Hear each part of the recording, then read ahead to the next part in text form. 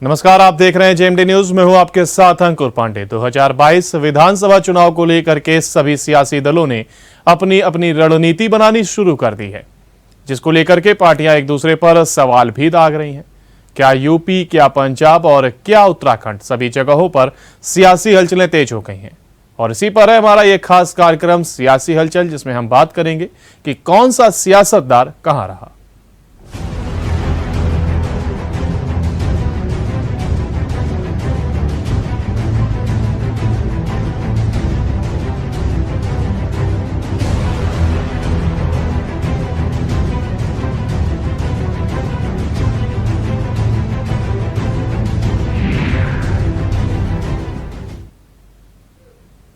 और अब बात करते हैं अपनी पहली खबर की। विदेश में एक बार फिर भारत का डंका बजा है। भूटान ने प्रधानमंत्री नरेंद्र मोदी को अपने सर्वोच्च नागरिक पुरस्कार से नवाजा है। भूटान के प्रधानमंत्री ने ट्वीट कर इस बात की जानकारी दी है। उन्होंने बताया कि प्रधानमंत्री नरेंद्र मोदी को भूटान के सर्वोच्च नागरिक पुरस्कार नगदाग पेलगी गोरखो से सम्मानित किया गया। प्रधानमंत्री मोदी को भूटान ने यह पुरस्कार दोस्ती और आपसी सहयोग के लिए दिया है। भूटान सरकार ने बताया कि महामारी के दौरान प्रधानमंत्री मोदी ने सहयोग किया। भूटान ने इस पुरस्कार के लिए अपने लोगों की ओर से बधाई देते हुए कहा कि उन्हें हमेशा यह महान और आध्यात्मिक इंसान के रूप में देखा है। भूटान ने प्रधानमंत्री मोदी को देश आने का न्योता भी दिया है।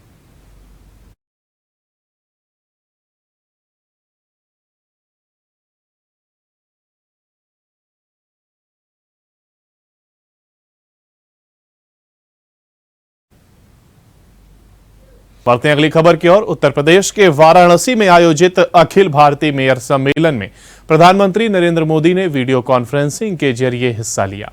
इस दौरान पीएम मोदी ने कहा कि काशी की अर्थव्यवस्था को चलाने में माता गंगा को बहुत बड़ा योगदान है।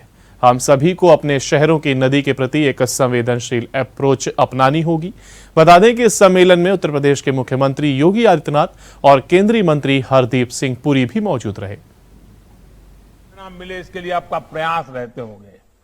और मैं आज शहरी विकास मंत्रालय को, यूपी सरकार को और आप सभी को भी बहुत बधाई देता हूं कि आपने इस महत्वपूर्ण कार्यक्रम में के लिए बनारस को चुना है, मेरी काशी को चुना है।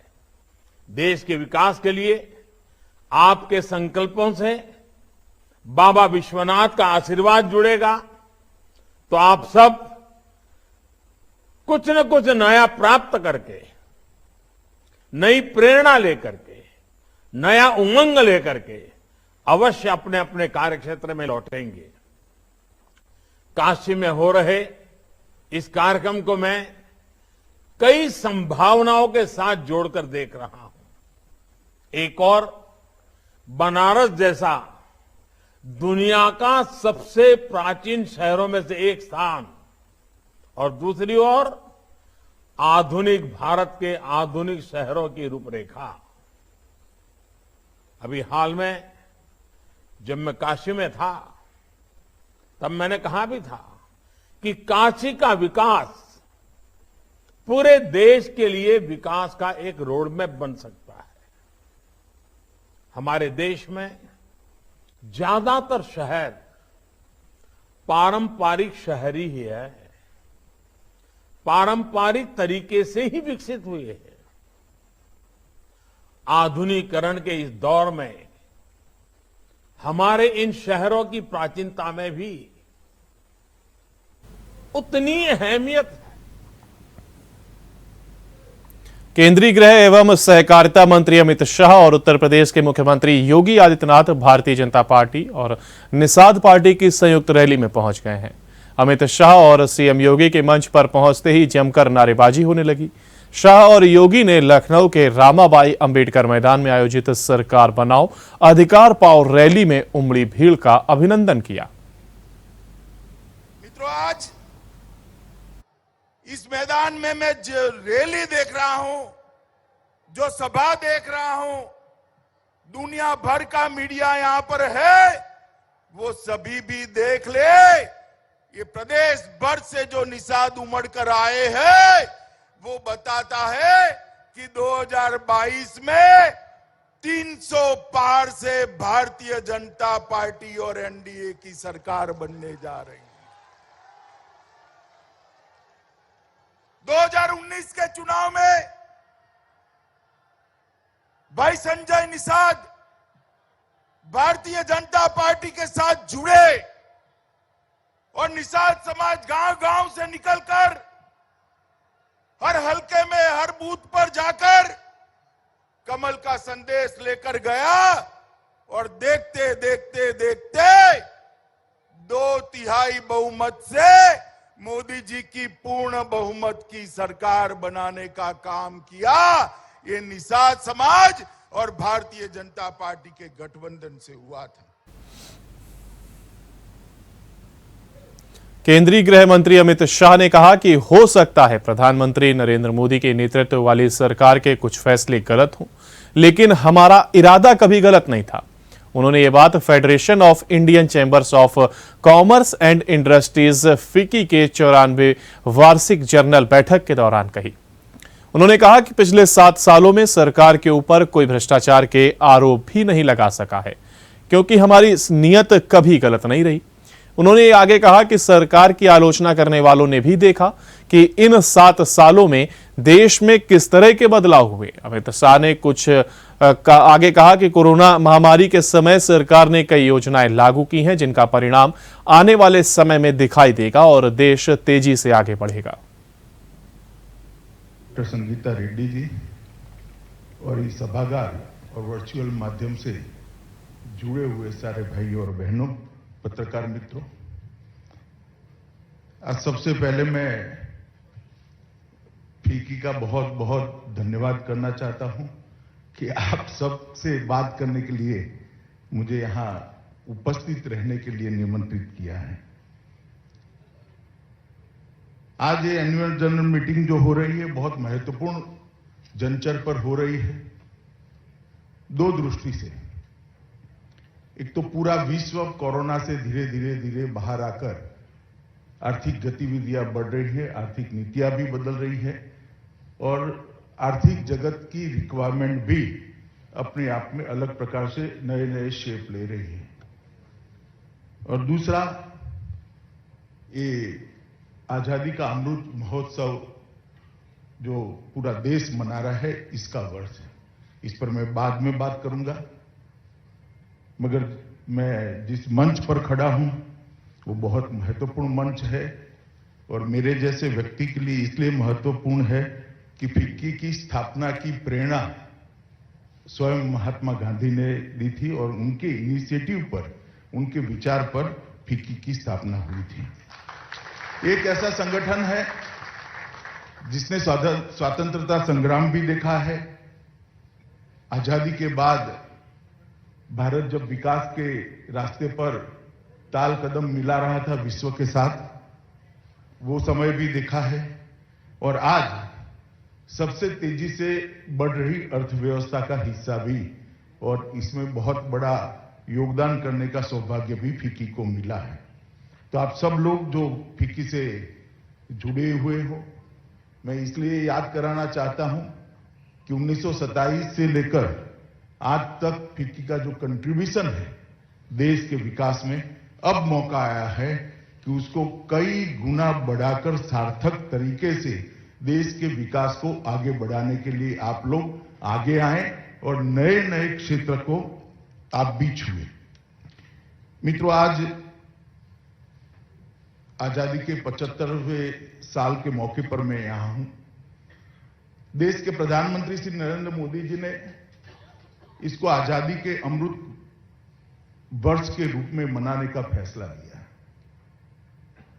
देश को आजाद हुए 75 साल हुए और 75 साल की यात्रा हमने बहुत गौरवमय तरीके से पारित की।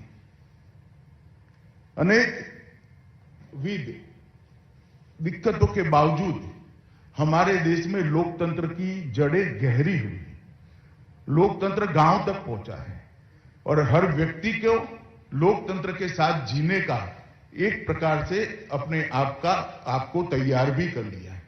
दुनिया में कई सारे परिवर्तन हमने देखे हैं, हमारे देश में भी कई सारे परिवर्तन देखे हैं, मगर कोई भी देश ऐसा नहीं है जिसमें भारत जितना स्मूथ परिवर्तन कभी भी हुआ हो, इतनी विविधताओं के साथ, इतने अलग अलग सामाजिक परिवेश के साथ। तो एक प्रकार से हमने लोकतंत्र को अपनाया है और लोकतंत्र को हमने हमारा स्वभाव बनाया है। और ये 75 साल की यात्रा में अनेक क्षेत्र में भारत ने प्रगति भी बहुत की है और इसलिए आजादी का अमृत महोत्सव का ये साल हमारे लिए बहुत महत्वपूर्ण है। देश के प्रधानमंत्री मोदी जी ने पूरे देश के सामने 75 से 100 जब आजादी की शताब्दी मनाई जा रही होगी तब देश कहां पर खड़ा होगा, शिक्षा के क्षेत्र में कहां खड़ा होगा, R&D के क्षेत्र में कहां होगा, हमारी आर्थिक गतिविधियों के क्षेत्र में कहां होगा, हम क्या अचीव करेंगे, सुरक्षा के क्षेत्र में कहां होगा, आंतरिक सुरक्षा के क्षेत्र में क्या होगा, इंफ्रास्ट्रक्चर के क्षेत्र में क्या होगा, साइंस एंड टेक्नोलॉजी में क्या होगा, अंतरिक्ष के क्षेत्र में क्या होगा। ढेर सारे क्षेत्र के अंदर 75 साल से 100 साल की यात्रा को अमृत काल के नाम से हम जाने और इसके लिए संकल्पबद्ध हो, ये देश के सामने विचार श्री नरेंद्र मोदी जी ने रखा है। उत्तर प्रदेश में कोरोना की दूसरी लहर में ऑक्सीजन की कमी से किसी भी मरीज की मौत नहीं हुई है और यह दावा योगी सरकार ने विधान परिषद में किया है। दरअसल कांग्रेस एमएलसी दीपक सिंह ने ऑक्सीजन की कमी से मौतों की जानकारी मांगी थी, जिसके जवाब में सरकार ने यह बात कही है कि उत्तर प्रदेश में 3 दिन का शीतकालीन सत्र चल रहा है और इसे 17वीं विधानसभा का आखिरी सत्र माना जा रहा है। कांग्रेस एमएलसी के सवाल पर राज्य के स्वास्थ्य मंत्री जय प्रताप सिंह ने लिखित जवाब देते हुए बताया कि ऑक्सीजन की कमी से किसी भी मौत होने की सूचना नहीं मिली है। संसद के शीतकालीन सत्र में भी ऑक्सीजन की कमी से मौत की जानकारी मांगी गई थी।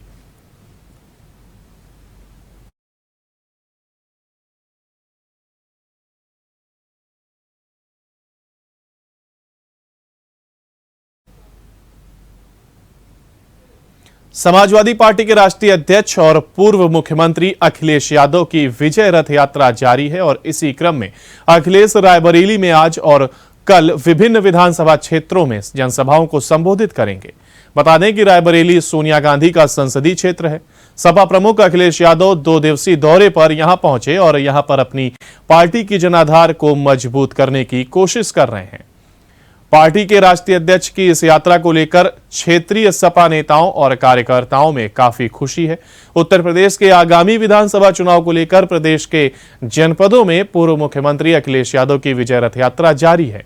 अब आज से 2 दिनों तक रायबरेली के 6 विधानसभा क्षेत्रों में वे रथ यात्रा कर जनता को अपने खेमे में लाने की कोशिश करेंगे।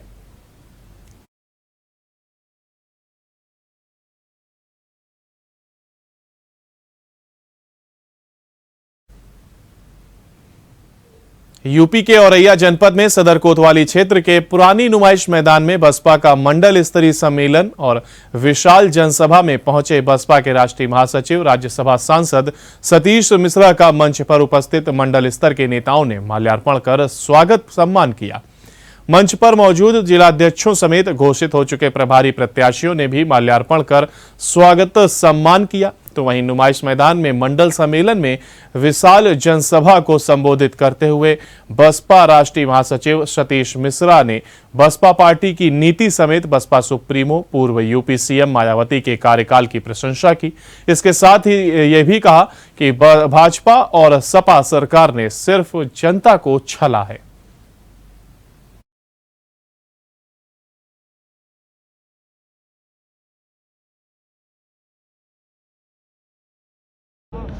देखिए, ये मंडली कार्यक्रम हमारा पूरे प्रदेश में चल रहा है। ये 7वां आज है और इसके बाद हमारा 31 तारीख तक लगातार रोज़ ये मंडली कार्यक्रम है, जहां पर ख़ास तौर से जो रिज़र्व सीटें हमारी हैं उनके लिए हम कार्यक्रम कर रहे हैं और उन्हीं सीटों में जा कर के करने का काम कर रहे हैं। और हमारी 86 सीटें जो हैं इनमें हम इसमें मजबूती देने के लिए और इन 86 की 86 सीटों को जितवा करके बहन मायावती जी की झोली में डलवाने के लिए हम लोग इसमें कार्यक्रम कर रहे हैं। फिलहाल उत्तर प्रदेश अभी तक कितनी सीटों पर प्रत्याशी खड़े कर? देखिए, उत्तर प्रदेश में हम लोग 403 में से 403 सीटों पर चुनाव लड़ रहे हैं। हम लोग किसी से गठबंधन नहीं कर रहे हैं। गठबंधन वो करते हैं जो कमज़ोर होते हैं, चाहे वो भारतीय जनता पार्टी हो वो गठबंधन कर रहे हैं, चाहे समाजवादी पार्टी हो गठबंधन कर रहे हैं, क्योंकि उनको कमजोरी लग रही है, इसलिए उनको बैसाखी की जरूरत है। हम लोगों को कोई बैसाखी की जरूरत नहीं है। समाजवादी पार्टी के राष्ट्रीय अध्यक्ष अखिलेश यादव से शिवपाल यादव की मुलाकात काफी सकारात्मक रही। इस मुलाकात के बाद विधानसभा चुनाव का क्या परिणाम रहेगा, इन सारी बातों को लेकर हमारे संवाददाता ने समाजवादी पार्टी के गद्दावर नेता डॉक्टर चंद्रपाल सिंह यादव से खास बातचीत की, जिसमें यह भी सामने आया कि बीजेपी की ओर से निकाली जा रही विश्वास यात्रा फीकी रहेगी। अंतर्राष्ट्रीय स्तर पर हिंदुस्तान के नाम को गौरव दिलाने वाले डॉक्टर चंद्रपाल हमारे साथ मौजूद हैं। डॉक्टर चंद्रपाल अभी हाल ही में ICA एशिया प्रशांत के अध्यक्ष भी बने हैं। नेताजी, कल जो शिवपाल जी की मुलाकात हुई है अखिलेश जी से, इसको कैसे देखते हैं आप? देखिए, माननीय शिवपाल सिंह जी समाजवादी पार्टी के ही एक मजबूत नेता थे, लेकिन वो चूँकि अलग हो गए थे, इसके बाद एक परिवार में जब थोड़ा विघटन होता है तो कुछ नुकसान की संभावना रहती है। लेकिन आज सबसे बड़ी खुशी की बात यह है कि परिवार एक हो गया। दूसरा, जहां वोटों का बंटवारा कुछ होने की उम्मीद थी, वो भी मैं समझता हूं कि अब कार्यकर्ताओं में जबरदस्त तरीके से उत्साह पैदा होगा और कार्यकर्ता एकजुट होकर के समाजवादी पार्टी को जिताने के लिए लगेंगे। हम समझते हैं कि बहुत बड़ी ताकत, भले ही वो अलग से चुनाव लड़ते हैं, उनको उतना हो सकता है कि उतना वोट नहीं मिलता, लेकिन एकजुट होने से ताकत कई गुनी बढ़ी है और अब ये निश्चित है कि समाजवादी पार्टी उत्तर प्रदेश में सरकार बनाएगी। नेताजी, बड़े दलों का परित्याग किया है अखिलेश जी ने, छोटे दलों को साथ लेके चल रहे हैं। ऐसे में आप क्या देखते हैं, कितनी सीटों के लिए चुनाव लड़ रहे हैं आप लोग? नहीं, ऐसा है, बड़े दलों की पता लगा कि उनका सीटों के बंटवारे में बहुत बड़ा हिस्सा मांगते हैं और उनकी वोट की कैपेसिटी इतनी ज़्यादा है नहीं। इसलिए पिछले बार चूंकि हम लोग ये जो है प्रैक्टिकल कर चुके हैं, पिछले 2017 में हमने कांग्रेस पार्टी समझौता किया था या 2019 में हमने बहुजन समाज पार्टी समझौता किया था कि प्रोपोगंडा तैयार किए जा रहे हैं जिससे कि जो है लोग फिर से गुमराह हों। लेकिन अब लोग गुमराह होने वाले नहीं हैं, लोगों ने मन बना लिया है। आपने माननीय अखिलेश यादव जी आए थे, आपने उसमें लोगों का उत्साह देखा था और ये यात्रा शुरू हो गई है। आपने माननीय अखिलेश यादव जी आए थे, आपने उसमें लोगों का उत्साह देखा था और ये यात्रा शुरू हो गई। आप जा करके देखना कितना लोगों में उत्साह है या मायूसी है। लोग जबरदस्त तरीके से मौजूदा सरकार से मायूस हैं और जो उन्होंने अपेक्षा की थी उनकी अपेक्षा बिल्कुल पूरी नहीं हुई और मैं समझता हूं कि इसके परिणाम आपको आगे देखने को मिलेंगे। आम जनता ही तय करेगी कि क्या होने वाला है। कुलदीप बोस, जेएमडी न्यूज़ से। और इसी के साथ हमारे इस बुलेटिन यानी सियासी हलचल में बस इतना ही। आपसे कल फिर होगी मुलाकात कुछ और सियासी खबरों के साथ। तब तक के लिए आप बने रहिए जेएमडी न्यूज़ के साथ। नमस्कार।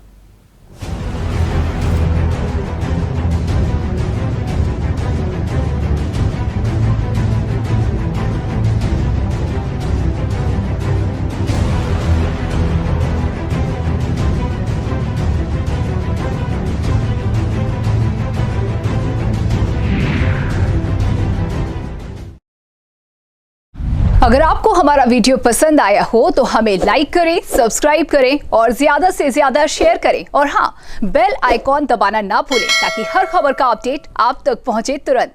आप हमें इंस्टा, ट्विटर और फेसबुक पर भी फॉलो कर सकते हैं। हमारी ID है @JMD News Flash।